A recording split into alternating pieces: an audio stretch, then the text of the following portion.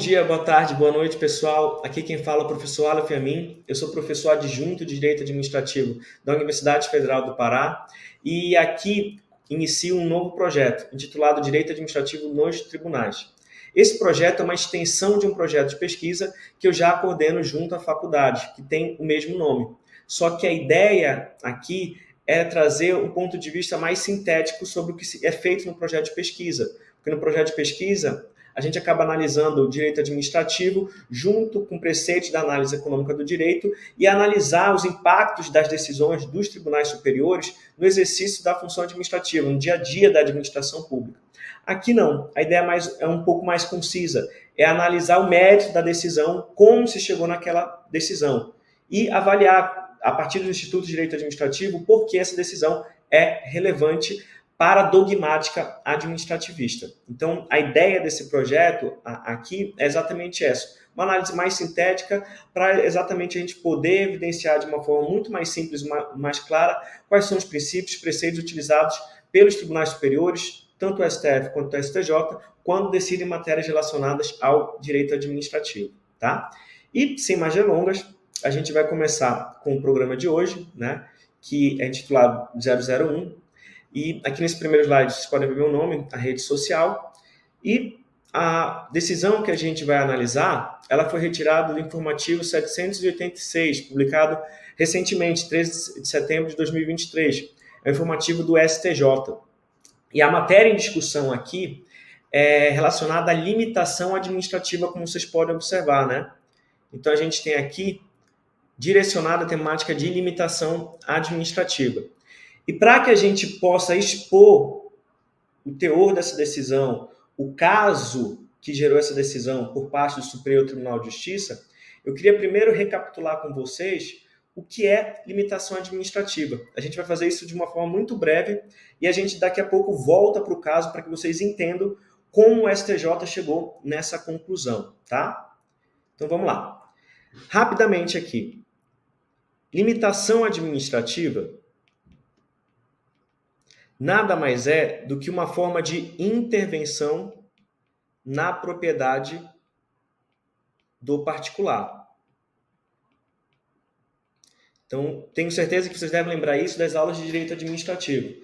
Então, o Estado, em determinadas circunstâncias, ele pode interferir no exercício do direito de propriedade. E a limitação administrativa é uma dessas formas de intervenção, caracterizada por ser uma intervenção restritiva no direito de propriedade que decorre do poder de polícia do Estado. Então, por que a limitação administrativa é uma intervenção restritiva? Porque eu vou ter uma restrição na fruição do direito de propriedade. Tá? Então, a gente tem uma limitação no exercício do direito de propriedade. E essa limitação decorre do poder de polícia. É uma limitação a um direito. Tá? E essa limitação administrativa, ela sempre vai recair sobre bem imóvel, impondo ao particular uma obrigação de não fazer. Então, a ideia da limitação administrativa é impor ao particular uma obrigação de não fazer no exercício do direito de propriedade. E o exemplo mais fácil que a gente pode dar para que a gente possa visualizar essa limitação administrativa de uma forma muito mais simples, muito mais clara, são os índices urbanísticos, como, por exemplo, o gabarito. O gabarito, como índice urbanístico, é a altura máxima, o volume máximo que o imóvel pode ter depois de ser construído. Então, eu tenho uma limitação do direito de construir na fruição da propriedade. Então, se eu moro num bairro que o gabarito é de 4 andares, eu não posso construir mais de 4 andares. Por isso que é uma obrigação de não fazer que é imposta a partir dessa limitação. Só que essa limitação, ela não exclui o caráter econômico da propriedade. Ela não exclui o exercício do domínio por parte do particular. Então, a limitação apenas indica de que forma aquele proprietário vai usar aquele imóvel. E uma limitação muito clara, assim, muito recorrente, é a própria ideia de zoneamento. Quando o município faz o zoneamento de uma cidade, dividindo a cidade em zonas, acaba sendo uma limitação administrativa, porque se eu crio uma zona residencial, o imóvel que eu tiver dentro dessa zona só pode ser utilizado para fins residenciais. Então, essa é a ideia da limitação administrativa, meio que um direcionamento do uso, da fruição da propriedade em si, tá? Impondo ao particular uma obrigação de não fazer. Só que esta limitação, ela não exclui o domínio, ela não exclui o caráter econômico da propriedade. E, além disso, ela é genérica. O que significa isso? Ela vai recair sobre todas as pessoas que estejam na mesma situação jurídica. Por essa razão, é que, em tese, diz que essa limitação, essa intervenção, não gera direito à indenização. Então, em regra, essa limitação administrativa não irá gerar para o particular um direito à indenização. Porque o que a administração pública está fazendo é exercer o poder de polícia, dizendo como o particular vai utilizar da sua propriedade. Mas essa limitação não interfere no domínio e não esgota o caráter econômico da propriedade. Pelo menos não deveria esgotar. E, além disso, ela é genérica. Ela abarca todas as pessoas que estejam na mesma situação jurídica. Então, dessa forma, a gente pode falar que ela não gera um direito à indenização. Ok? Então, isso aqui é o parâmetro para que a gente possa entender o caso que a gente já vai analisar. Então, vamos voltar para o caso aqui que a gente tem no informativo 786 do STJ. Deixa eu explicar para vocês qual é o caso, né? Qual é a matéria fática nessa decisão. No município de Natal, tá? O plano diretor estabeleceu zonas de proteção ambiental. Então, estabeleceu uma limitação administrativa, um tipo de zoneamento ambiental, e esse zoneamento, estabelecido pelo plano diretor do município de Natal, interferiu em determinadas propriedades privadas, que tinham um alto valor. E os proprietários desses respectivos imóveis, dessas propriedades, alegaram que, ao estabelecer essa zona de proteção ambiental, não permitindo a construção a partir do advento do plano diretor, isso restaria como se fosse um caso de esgotamento do caráter econômico. Então, os particulares que se sentiram prejudicados alegaram que, ao proibir o direito de construir, por serem instituídas essas zonas de proteção ambiental, o caráter econômico da propriedade estaria sendo esgotado, porque não se mais poderia construir naquela área. Tá? Então, a ideia exatamente por trás do caso é essa: os particulares se sentiram prejudicados porque o plano diretor criou essa zona de proteção ambiental. O que é que eles fizeram? Eles ajuizaram uma ação indenizatória de desapropriação indireta. Eles ajuizaram uma ação de desapropriação indireta. Essa ação indenizatória de desapropriação indireta é exatamente quando o Estado comete um esbulho no domínio do particular sem realizar o devido procedimento de desapropriação. Então, esses particulares se sentiram lesados, dizendo que houve esgotamento, a perda do domínio do bem, e que eles estavam sendo indiretamente desapropriados, porque eles não poderiam fazer mais nada com o bem. E utilizaram como preceito, dizendo que essas zonas eram unidades de conservação que estavam sendo criadas.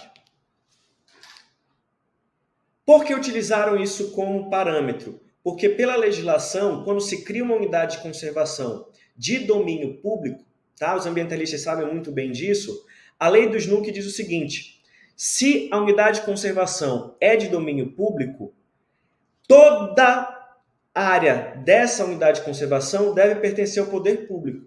Então, se existir uma propriedade privada, eu tenho que desapropriar para manter toda a área da unidade de conservação de domínio público. E quais são as unidades de conservação que têm domínio público? É só a gente lembrar, estação ecológica, tá? A gente tem a reserva extrativista, a reserva de desenvolvimento sustentável, a gente tem a floresta nacional, a gente tem a reserva de fauna, todas essas, o parque nacional, todas essas unidades de conservação como sendo de domínio público. Então, se tiver propriedade privada, é desapropriada. Então, o que foi alegado pelos particulares? Como foi estabelecida essa zona de proteção ambiental, eles compararam como se essas zonas fossem unidades de conservação e como eles estivessem sendo indiretamente desapropriados pela instituição dessa unidade de conservação. E pediram uma indenização no valor de 24 milhões de reais, corrigidos dava em torno de 50 e poucos milhões de reais. No primeiro grau, tá? No primeiro grau, a demanda foi julgada improcedente. Então, verificou-se que não tinham direito, tá? Não tinha acontecido nenhuma desapropriação indireta, então eles não tinham direito à indenização. Quando chegou no tribunal, quando chegou no segundo grau, o segundo grau reformou a decisão de primeiro grau, dizendo que aquele caso não era de desapropriação indireta, porque não se estava criando uma unidade de conservação. Na verdade, estava se criando uma zona de proteção ambiental. Era uma espécie de zoneamento. Então, o tribunal entendeu que eu tinha ali uma limitação administrativa. E, em regra, a limitação administrativa, ela não gera um direito à indenização. Mas quando há um prejuízo comprovado ao particular, esse particular teria direito à indenização. Então, no segundo grau, eu tenho a reforma da decisão, concedendo aos particulares a indenização, então, pleiteada. Então, o caso aí chegou no Superior Tribunal de Justiça. E o Superior Tribunal de Justiça, analisando a situação, confirma. É uma limitação administrativa. Realmente, é uma limitação administrativa.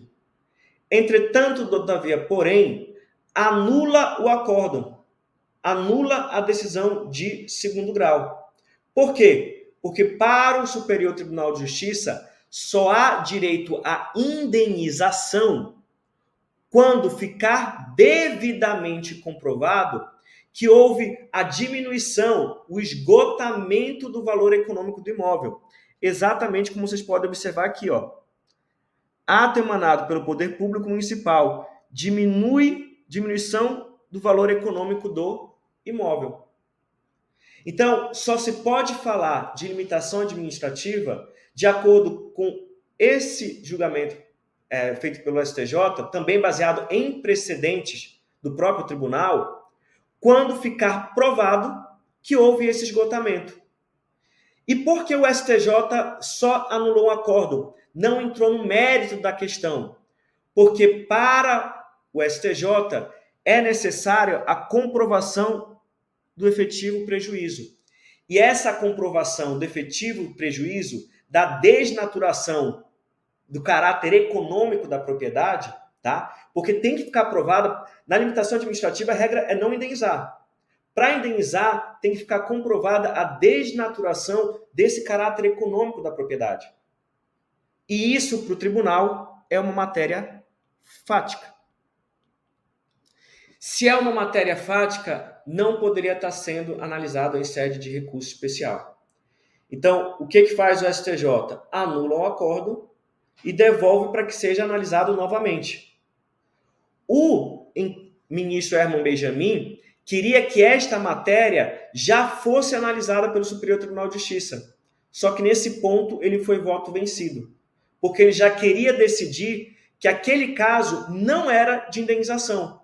Por quê? Porque criar uma zona de proteção ambiental para o ministro Herman Benjamin, que tem, nas suas decisões, como professor, como doutrinador, é um exímio ambientalista, ele entende que a zona de proteção ambiental é uma espécie de limitação genérica, abstrata, que não iria gerar direito à indenização. Só que esse não foi o entendimento do Superior Tribunal de Justiça. O Superior Tribunal de Justiça entendeu que o acórdão deveria ser anulado porque não ficou comprovado.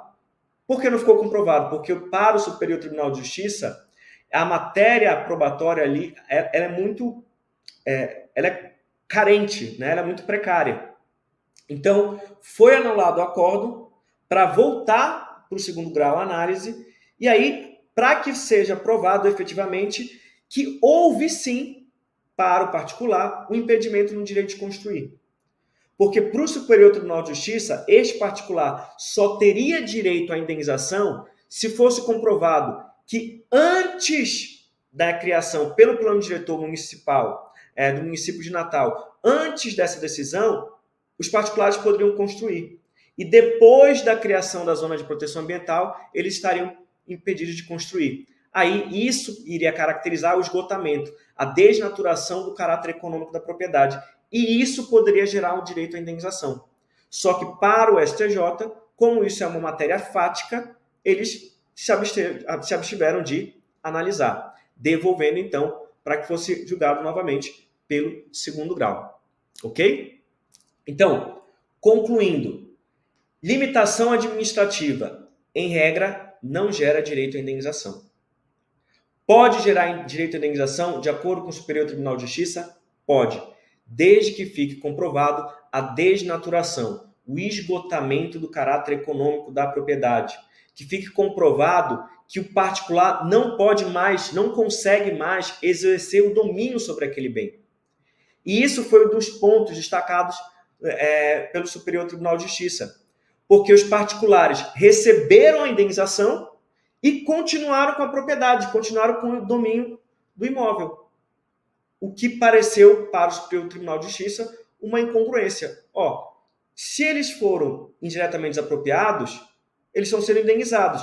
Eles perderam o domínio do bem, se isso fosse verdade. Mas não. O acórdão, a decisão de segundo grau, concedeu a indenização mantendo esses particulares de domínio do bem, o que não poderia acontecer se fosse caso de desapropriação indireta. Ok? Então, pessoal, eu espero que vocês tenham gostado, tenham compreendido essa decisão e espero voltar em breve com novas decisões, tanto do STF quanto do STJ. E eu fico esperando o feedback de vocês. Me digam aí se vocês gostaram, se não gostaram, o que pode melhorar, o que vocês querem ver aqui. E fico nesse aguardo. Eu deixo aqui o meu muito obrigado para vocês e até a próxima.